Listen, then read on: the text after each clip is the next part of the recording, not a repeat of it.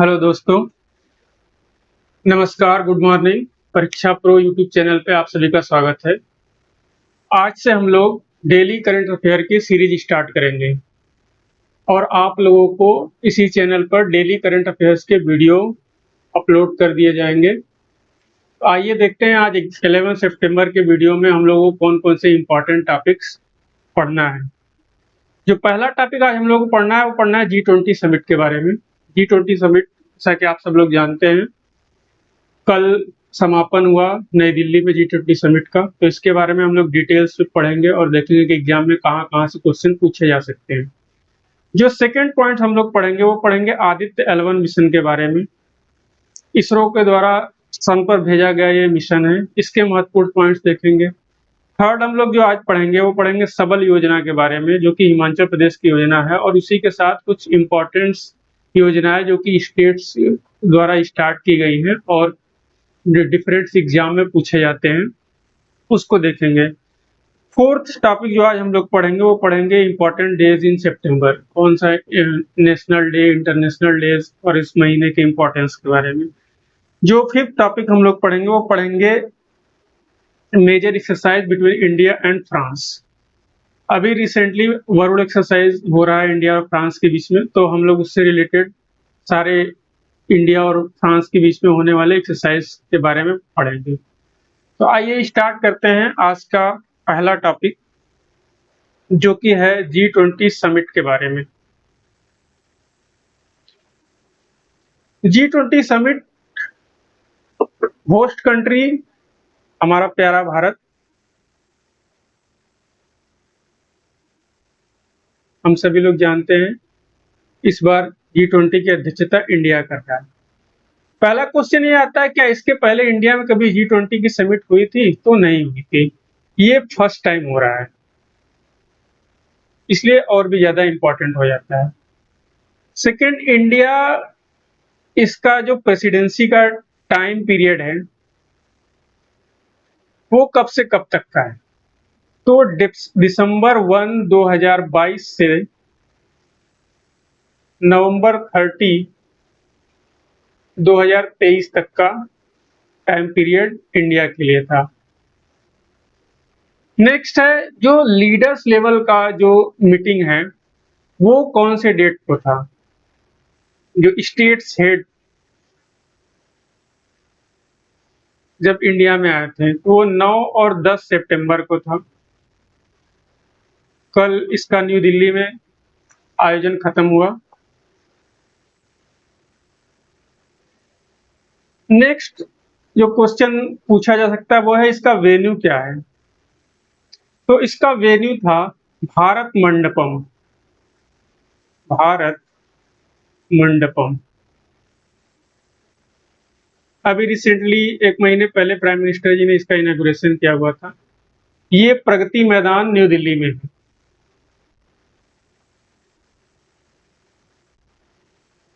भारत मंडपम से रिलेटेड कुछ एक दो इंपॉर्टेंट पॉइंट्स हैं जो एग्जाम में पूछे जा सकते हैं, उसको ध्यान में रखेंगे। पहला ये कि जो लीडर्स के समिट में भारत मंडपम के वेलकम स्टेज पर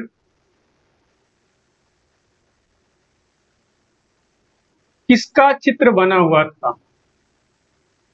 तो जो बना था वो बना था कोणार्क सन टेम्पल के चक्र का चिन्ह बना हुआ था।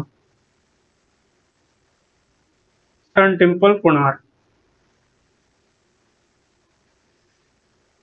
कोणार्क सन टेम्पल का चक्र की फिगर्स में 24 तीलियां थी। सन टेम्पल के बारे में एक दो पॉइंट ये 13वीं सदी में बनी हुई टेम्पल है और इसे राजा नरसिंह देव फर्स्ट ने बनवाया था। राजा नरसिंह देव फर्स्ट ने बनवाया था। ये उड़ीसा में है।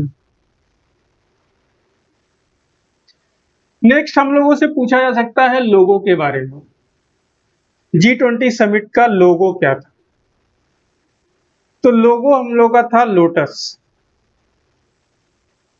और जो लोगो का कलर था वो हमारे तिरंगे के कलर के पे बेस्ड था। इसमें saffron colour, green colour, white colour और ब्लू कलर। जो लोटस में पंखुड़ियां थी वो कितनी थी? तो वो 7 पंखुड़ियां थी। 7 क्यों थी? ये 7 कॉन्टिनेंट्स को रिप्रेजेंट करने के लिए।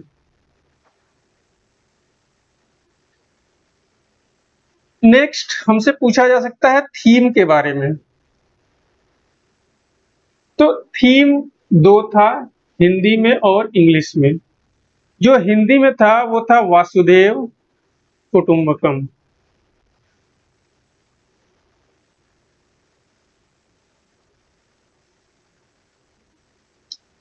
और जो इंग्लिश में था वो था one earth, one family and one future.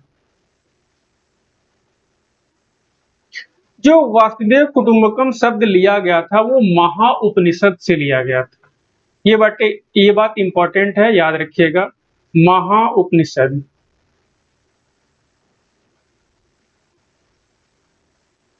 Sanskrit के एंशिएंट टेक्स्ट है महान उपनिषद, उसी से वसुदेव कुटुंबकम जो थीम है वो लिया गया था। नेक्स्ट हमसे पूछा जा सकता है कि G20 समिट का शेरपा कौन था? तो शेरपा थे अमिताभ कांत जी।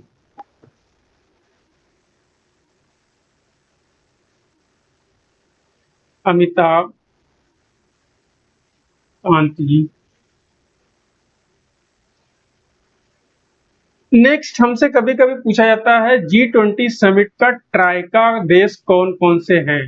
या 4 ऑप्शन दे दिए जाते हैं और ये पूछ दिया जाता है कि इसमें कौन सा देश G20 का ट्राइका में नहीं है। तो जो G20 का ट्राइका होता है ये 3 देशों से मिला होता है। पहला जो होस्ट नेशन है, जैसे इस बार का इंडिया है 2023 का। दूसरा, इसके पहले कौन सा देश होस्ट किया था? इंडोनेशिया 22 में।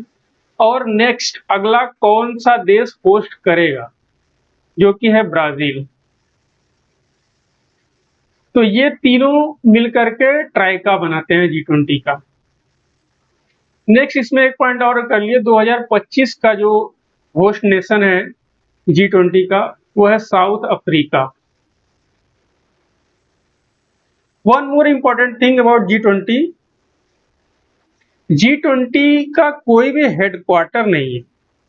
एक बार एग्जामिनेशन में ये पूछ दिया था कि इनमें से कौन सा इंटरनेशनल ऑर्गेनाइजेशन है जिसका कोई भी हेडक्वार्टर नहीं है, तो वो G20 समिट है। ये आगे भी आ सकता है। G20 में 19 कंट्रीज है और यूरोपियन यूनियन, इन 20 समूहों से मिलकर के G20 समिट बना हुआ है। ये एक डेवलप्ड और डेवलपिंग दोनों ही इकोनॉमी का ग्रुप है।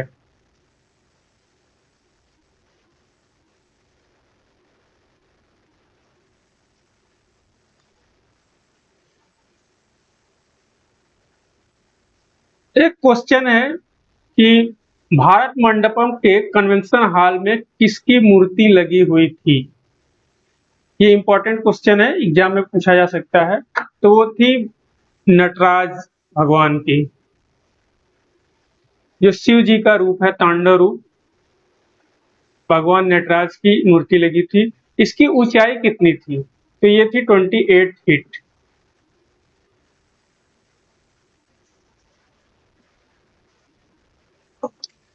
नेक्स्ट, G20 समिट का आउटकम क्या क्या निकला? G20 समिट कंक्लूड हो गया है इंडिया से, और हमारे prime minister Brazilian prime minister को इसका नेक्स्ट होस्ट करने का निमंत्रण दिए हैं।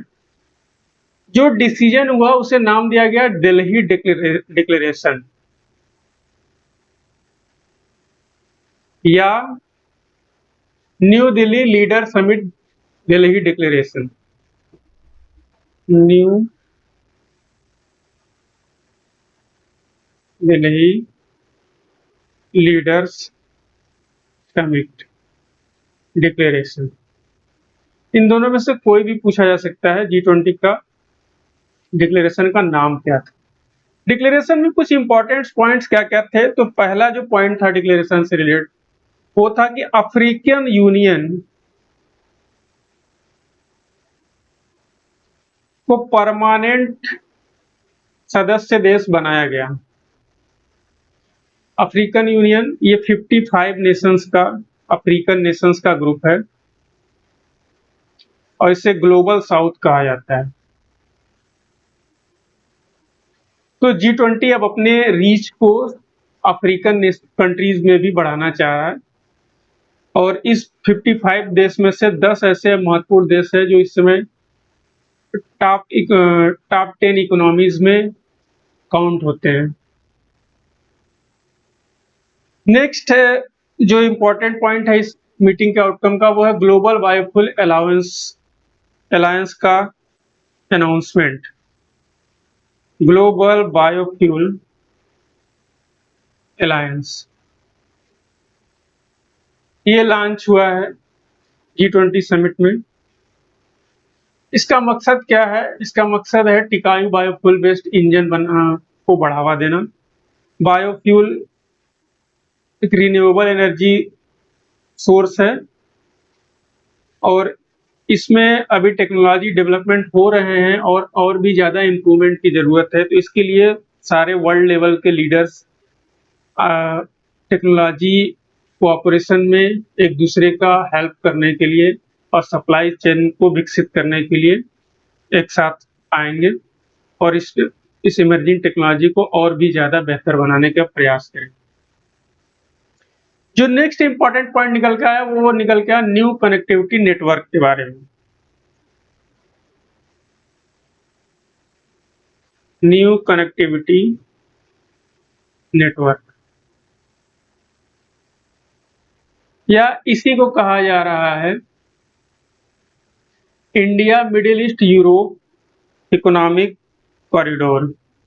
India middle east Europe economic corridor ये एक बहुत ही इंपॉर्टेंट कॉरिडोर है जिसको कि चाइना के बेल्ट एंड रोड इनिशिएटिव के काउंटर में देखा जा रहा है। इसके थ्रू हम लोग इंफ्रास्ट्रक्चर डेवलपमेंट और व्यापार से संबंधित सारे नेटवर्क स्थापित करेंगे, जैसे रेल कनेक्टिविटी, पोर्ट कनेक्टिविटी, या में सीमलेस मूवमेंट्स को बढ़ावा मिल सके और कम टाइम में कंटेनर्स एक जगह से एक देश से दूसरे देश पर भेजा जा सके। जो चौथा इंपॉर्टेंट पॉइंट है इस समिट के आउटकम के रूप में वो है 6G टेक्नोलॉजी के लिए सारे देशों का एक साथ आना और टेक्नोलॉजी के डेवलपमेंट में एक दूसरे का हेल्प करना, कोऑपरेट करना। एक क्वेश्चन का आंसर आप लोग बताइएगा कमेंट बॉक्स में। ये जो ग्लोबल बायोफ्यूल अलायंस है जिसे लॉन्च किया है इंडिया ने, भारत इसके पहले और कौन से 2 इंटरनेशनल ऑर्गेनाइजेशंस को लॉन्च किया है? आप लोग कमेंट बॉक्स में इसका आंसर दीजिएगा। हम लोग आगे बढ़ते हैं, आज के दूसरे टॉपिक की ओर मूव करते हैं। जो दूसरा टॉपिक है आज का वो है आदित्य L1 मिशन। बहुत इंपॉर्टेंट टॉपिक है एग्जामिनेशन पॉइंट ऑफ व्यू के लिए। Aditya L1 mission. पहला, आदित्य का जो पर्यायवाची होता है वो सन, तो ये एक सोलर मिशन है। कौन सा मिशन है? Solar mission. सोलर मिशन है किस एजेंसी का है ये पूछ देता है, तो ये इसरो का है, इंडिया। नेक्स्ट ये भी पूछा जाता है ये कब लॉन्च हुआ, तो ये लॉन्च हुआ है 2 सितंबर 2023 को।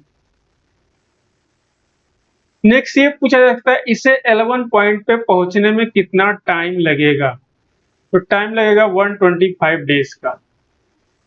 और L1 पॉइंट अर्थ से कितनी दूरी पर है, तो दूरी है लगभग 15 लाख किलोमीटर।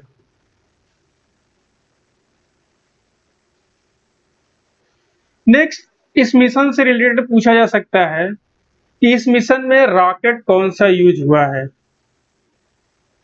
तो रॉकेट यूज हुआ है polar satellite launch vehicle C-57, बहुत इंपॉर्टेंट है, पोलर सैटेलाइट लॉन्च व्हीकल। इस रॉकेट से रिलेटेड एक दो पॉइंट्स पूछे जा सकते हैं, इसमें कितने स्टेजेस हैं। तो ये एक 4 स्टेज का रॉकेट है। 4 स्टेज कौन कौन से हैं? सॉलिड है, लिक्विड है, देन अगेन सॉलिड है, देन अगेन लिक्विड है। पेलोड कितना है? तो इसमें टोटल 7 पेलोड है। ये इंपॉर्टेंट 7 पेलोड का ये सिस्टम है। नेक्स्ट हमसे कभी कभी मिशन के ऑब्जेक्टिव्स के बारे में पूछ लिया जाता है। तो आदित्य L1 मिशन का जो ऑब्जेक्टिव है वो है सोलर फ्लेयर की स्टडी करना। सोलर फ्लेयर क्या है? सोलर फ्लेयर ये सन के बाहरी लेयर से निकलने वाली हॉट गैसेज है, जो कि इतना ज्यादा हॉट होता है कि हमारे आयन मंडल में जो कम्युनिकेशन के सैटेलाइट्स होते हैं उनसे टकरा करके उन्हें क्षतिग्रस्त कर देता है, और इसके वजह से अर्थ पर जो कम्युनिकेशन होता है उसमें बाधा उत्पन्न होती है, हिंड्रेंस उत्पन्न होता है। तो सोलर फ्लेयर का नेचर को स्टडी करना बहुत इंपॉर्टेंट है। नेक्स्ट जो हम लोगों से जो दूसरा ऑब्जेक्टिव है, मिशन ऑब्जेक्टिव, वो है सन का जो आउटर मोस्ट लेयर है जिसे हम लोग कोरोना कहते हैं, उसकी स्टडी करनी।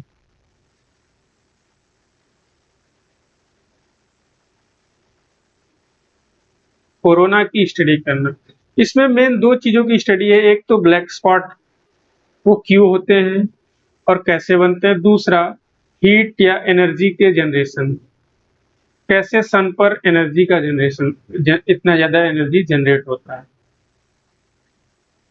इसके अलावा ये भी पूछा जा सकता है कि आदित्य L1 मिशन में यल क्या है, ये L1 क्या है, L1 क्यों लिखा गया है। तो L यहाँ पे जो स्टैंड करता है वो करता है लेग्रांजे पॉइंट को। L stand for Lagrange point. Lagrange points क्या है? तो लेग्रांजे पॉइंट है सन और अर्थ इन दोनों के बीच में वो पॉइंट जहां पर दोनों के gravitational force equal and opposite हो। इसके वजह से जो वो पॉइंट है उस पॉइंट पे जो नेट फोर्स होता है वो नेट फोर्स 0 हो जाता है। तो यहाँ पर कोई भी सैटेलाइट अगर आप प्लेस्ड करते हैं तो वो मिनिमम फ्यूल में परिक्रमा कर सकता है सन के चारों ओर। इसीलिए L1 पॉइंट पर ये मिशन भेजा जा रहा है। पीछे हमने बताया था L1 पॉइंट के अर्थ से दूरी कितनी है, तो लगभग 15 लाख किलोमीटर की दूरी है। ये भी हमसे कभी पूछा जा सकता है कि ऐसे कितने पॉइंट्स हैं। ऐसे टोटल 5 पॉइंट्स हैं, याद रखिएगा, इंपॉर्टेंट है। 5 पॉइंट्स है, L1, L2, L3, L4 and L5। इनका पोजीशन देख लीजिए।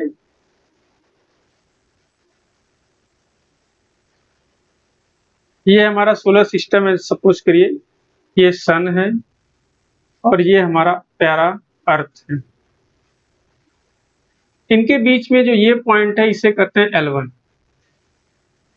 अर्थ के पीछे जो पॉइंट है उसे L2 कहते हैं। ये L3 है, ये L4 है और यहाँ पर L5 पॉइंट है। इसी जगह पर हमारा सैटेलाइट जाकर के प्लेस्ड होगा और इसी की कक्षा में ऐसे चक्कर करेगा और चक्कर करा करके इमेजिंग के थ्रू इंफॉर्मेशन कलेक्ट करेगा, जिसका एनालिसिस हम लोग करेंगे और सन के बारे में ज्यादा से ज्यादा जानकारी प्राप्त करेंगे। एक बार एक एग्जाम में L2 पॉइंट के बारे में पूछ दिया गया था कि ऐसा कौन सा पॉइंट है जो अर्थ के पीछे पड़ता है, ऐसा कौन सा लेग्रांजे पॉइंट है जो अर्थ के पीछे पड़ता है, सन और अर्थ के बीच में नहीं होता, तो वो L2 पॉइंट है। ध्यान रखिएगा। बढ़ते हैं हम लोग आज के तीसरे टॉपिक के बारे में। One more thing about solar mission. ऐसी कौन सा और एजेंसी है जिसने अपना सोलर मिशन लॉन्च किया है? तो वो नासा ने लॉन्च किया है। और उनके सोलर मिशन का नाम क्या है? तो उनके सोलर मिशन का जो नाम है वो है सोलर पार्कर प्रोब। कब लॉन्च हुआ ये मिशन? ये सन 2018 में लॉन्च हुआ।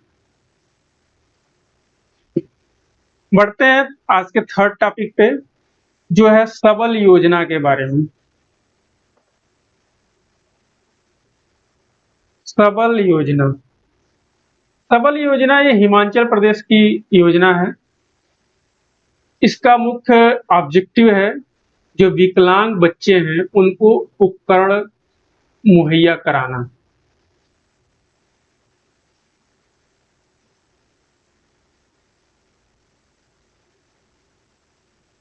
इक्विपमेंट्स डिस्ट्रीब्यूट करना।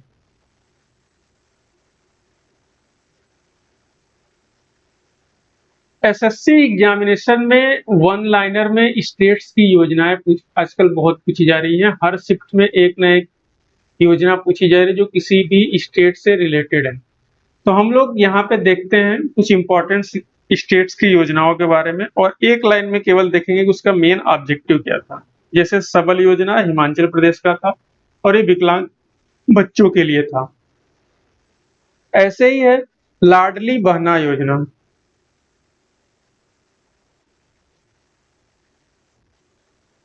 ये कौन सी स्टेट का है? तो ये मध्य प्रदेश का है। इसका मेन ऑब्जेक्टिव क्या है? इसमें हर महीने 1,000 रुपए बैंक अकाउंट में डिपॉजिट किए जाते हैं वुमेन्स के। नेक्स्ट है लाडली लक्ष्मी योजना।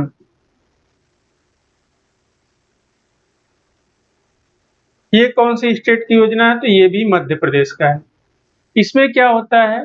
इसमें कोई भी बेटी जो जन्म लेती है तो बेटी के जन्म से लेकर 5 साल तक हर साल 6,000 रुपए उसके नाम से उनके अकाउंट में डिपॉजिट किया जाता है। 6,000 रुपए पर ईयर,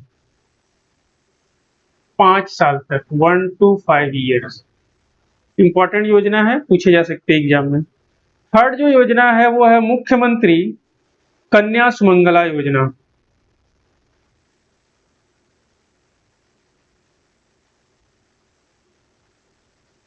ये कौन सी स्टेट का है? तो ये उत्तर प्रदेश की योजना है। इस योजना में टोटल 15,000 रुपए, टोटल 15,000, सॉरी,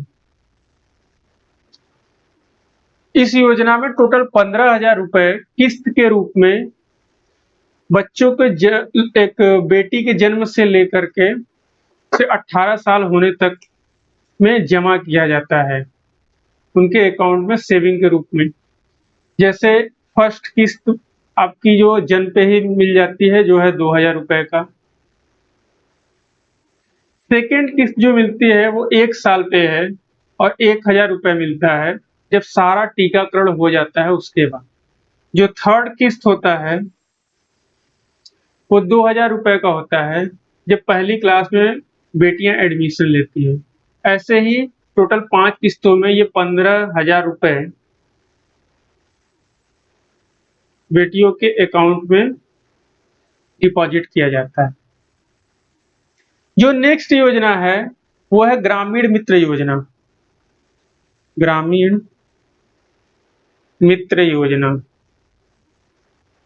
ये कौन सी स्टेट का है? तो ये गोवा स्टेट का है।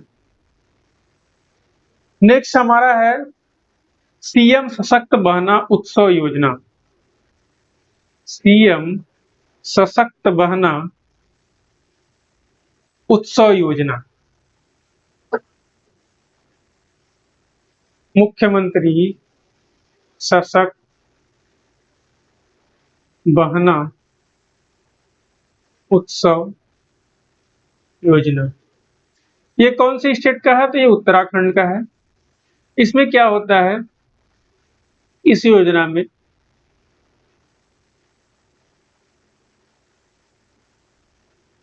जो गैर कामकाजी महिलाएं हैं उनको 20,000 रुपये पर ईयर 20,000 रुपये पर ईयर सेविंग के रूप में दिया जाता है, उनके अकाउंट में जमा किया जाता है। ये डीबीटी स्कीम है, ये सारे डीबीटी स्कीम।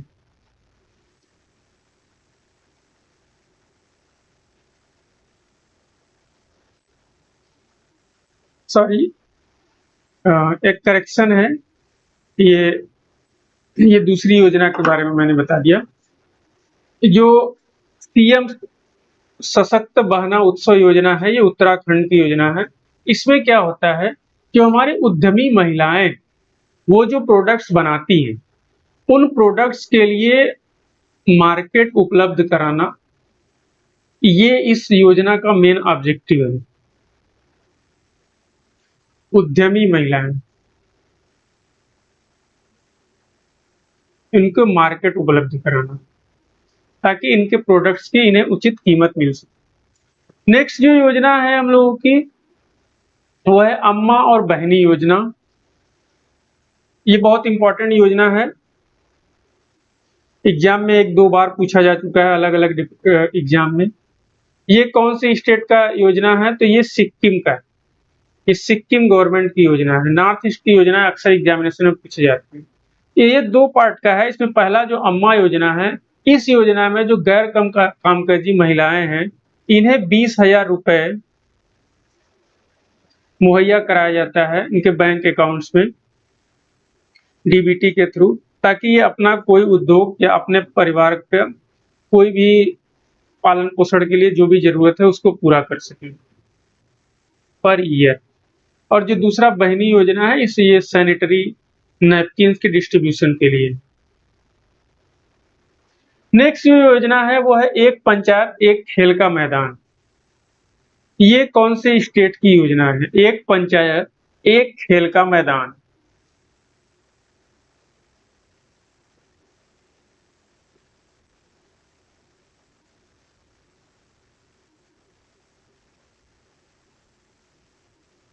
खेल का मैदान ये इंपॉर्टेंट है क्योंकि इसमें नॉर्मली हम लोग मिस्टेक्स करते हैं, क्योंकि हम लोग जानते हैं कि खेल कूद से रिलेटेड सबसे ज्यादा एक्टिव स्टेट है वो हरियाणा है, बट एक्चुअली में ये खेल के मैदान का जो योजना है, ये योजना केरला की है। इसमें हर पंचायत में ब्लॉक स्तर पर देख करके अवेलेबल एरिया में एक खेल का मैदान बनाया जाएगा, जिसमें आसपास के बच्चों को खेल को प्रोत्साहन दिया जा सके। नेक्स्ट जो योजना है वो है मुख्यमंत्री कामधेनु बीमा योजना।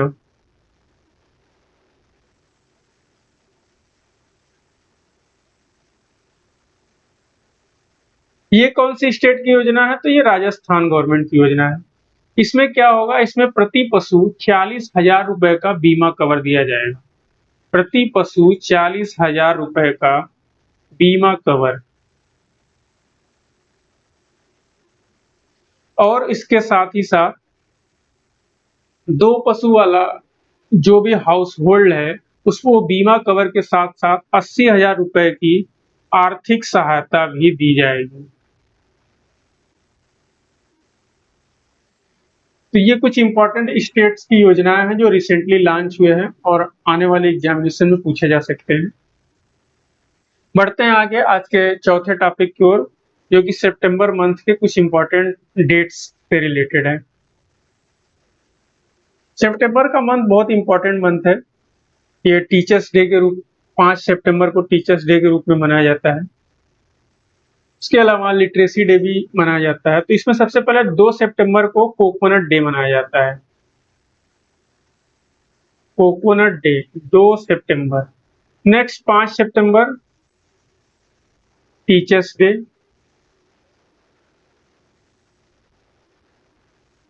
8 सितंबर इंटरनेशनल लिटरेसी डे।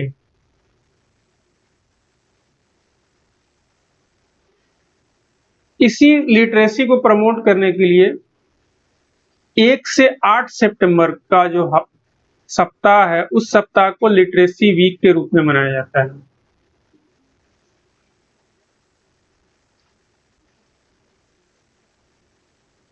जो सितंबर का मंथ है उसे इस बार का पोषण माह घोषित किया गया है। न्यूट्रिशन मंथ, पोषण माह, और उसको प्रमोट करने के लिए 1 से लेकर के 7 सितंबर तक पोषण सप्ताह घोषित किया गया है।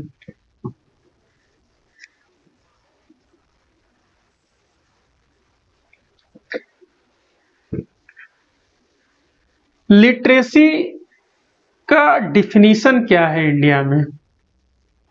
ये यूपीएससी अपने एग्जाम में पूछ चुकी है कि लिटरेसी का डिफिनीशन क्या है। तो हमारे देश में जो लिटरेसी का डिफिनीशन है वो है 7 ईयर के ऊपर कोई भी व्यक्ति जो किसी भी भाषा में लिख और पढ़ सकता है। दोनों होना इंपॉर्टेंट है, राइटिंग एंड रीडिंग दोनों स्किल होना चाहिए 7 ईयर के ऊपर, ग्रेटर देन 7 ईयर्स। कोई भी व्यक्ति जो लिख और पढ़ सकता है उसे हम लोग लिटरेट काउंट करते हैं, और ये दोनों होना इंपॉर्टेंट है। नेक्स्ट आगे बढ़ते हैं हम लोग, आज के लास्ट टॉपिक को देखते हैं जो कि 5वां टॉपिक है। वो है कुछ प्रमुख एक्सरसाइज इंडिया और फ्रांस के बीच में। मैच द फॉलोइंग में क्वेश्चन आता है, कभी कभी डायरेक्ट वन लाइनर में भी पूछ दिया जाता है ये एक्सरसाइज किन दो देशों के बीच में है। तो इधर एक्सरसाइज लिखते हैं, इधर कंट्री लिखते हैं। एक ये इंडिया के साथ होगा, तो एक्सरसाइज जो है वो है वरुण एक्सरसाइज। ये इंडिया और फ्रांस के बीच में होता है। गरुण एक्सरसाइज भी इंडिया और फ्रांस के बीच में होता है। शक्ति, ये भी इंडिया और फ्रांस के बीच में होता है। एक एक्सरसाइज इंडिया और फ्रांस के बीच में होता है जिसे कहते हैं डेजर्ट नाइट। ये बहुत ही इंपॉर्टेंट एक्सरसाइज है, इंडिया और फ्रांस के बीच में ये बहुत इंपॉर्टेंट एक्सरसाइज है। एक नया एक्सरसाइज स्टार्ट हुआ है जो अभी रिसेंटली कंक्लूड हुआ है, वो है इनफिन एक्सरसाइज। INFN ये नाम दिया गया है इसको, इनफिन एक्सरसाइज। ये अभी रिसेंटली कंक्लूड हुआ है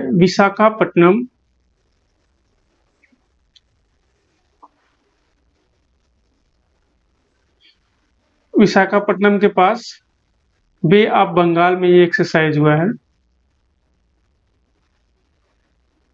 इसे याद रखिएगा।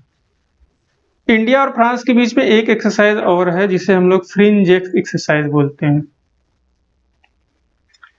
जो वरुण एक्सरसाइज रिसेंटली हुआ है ये कहां पर हुआ है? तो ये अरब सागर में हुआ है।